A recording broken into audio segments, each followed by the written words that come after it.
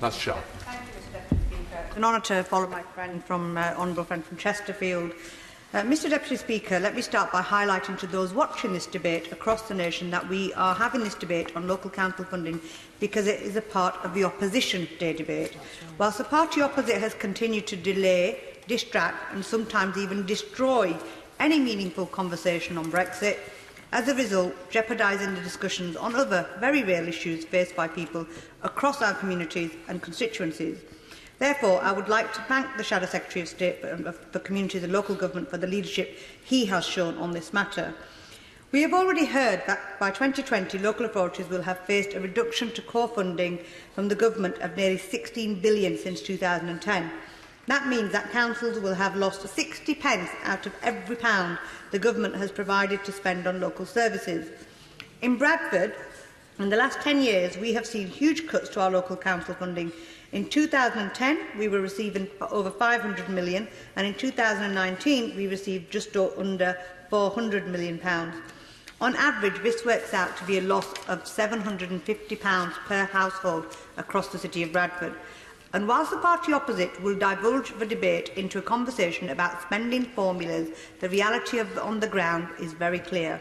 We don't need statistics to tell us about the growing levels of deprivation in our constituencies. Yeah, right. The stark reality can be seen by the lack of properly funded services, the non-existent youth services, the reduction in bobbies on the beat, the oversized, overcrowded classrooms and the decline in living standards that the poorest in our communities face. I asked the Minister, what do I say to the young people in my constituency, a constituency with one of the youngest populations in Europe, with 30% of Bradfordians being under the age of 20, with one of the highest levels of youth unemployment? How do I tell the young generation that you don't have access to youth services that you did before, because we now have a Tory government in power? How do I explain to them that because this is a Labour council, the government with disproportionately plays politics with your life opportunities? Because the facts speak for themselves. Bradford is listed as in the top 5 councils that has received the biggest cuts as a total in pounds to spending power in the last 10 years.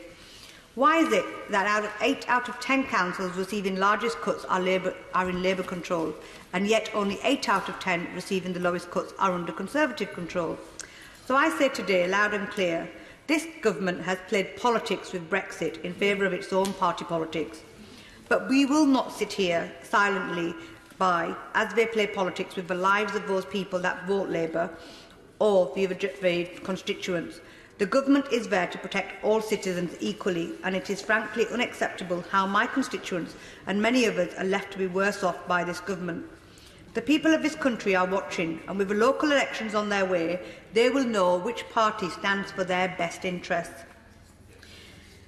How can we have I was listening to the Minister earlier, and he was saying how he was giving off his statistics of how we've done this and we've done that. The truth is that this government has failed on the 5th occasion this April to publish its green paper on social health and social care. How can any council have any confidence in this government when it hides behind the Brexit shambles of dealing with issues which are pertinent to our communities? What kind of decisions does this government want the council to make when in 2019 we don't have the money? Is it to cut social care? Is it to cut children's services? Or is it to cut the bin collections, which have already dropped to every fortnight? And the whole idea of this fair funding thing, it's a proper stitch-up. The upcoming fair funding review threatens to make the funding situation even worse as it proposes to remove deprivation from its core funding calculations. Well, let me tell the Minister this, that to move the issue of deprivation as a core issue to the funding formula is absolutely devastating, because come to Bradford West and I will show you what deprivation really, really is. The IFS have already warned that move would move resources from more deprived councils to less deprived, suburban and rural, predominantly Conservative-controlled councils. How is that fair and equal, Mr Deputy Speaker? But these cuts have not hit all councils equally. Again, its Labour analysis shows from the Commons Library between 2010 and 20, Tory areas have received a far lower reduction in spending power per household, both in terms of percentage and cash terms. Government policy has led an increase in dependency on council tax as a funding mechanism, leading to a postcode lottery and hitting deprived families the hardest. How can it be, how can we be, or this government be okay with the fact that it is households in Labour areas pay 300, on average, households in Labour areas pay 351 less council tax? How can this government be okay with the deprivation in Bradford West and places like Bradford West? We need to elect, in this next few days, we need to elect as many Labour councillors as possible on May the 2nd to stand up against these unfair Tory cuts. And I finish on this. The people of this country are watching, as I've said before. They know which party stands for their best interests. And if the party opposite is so confident, close their eyes when they're looking at their polls and call a general election, because we on this side of the House are ready. We're ready to give this country the government it deserves.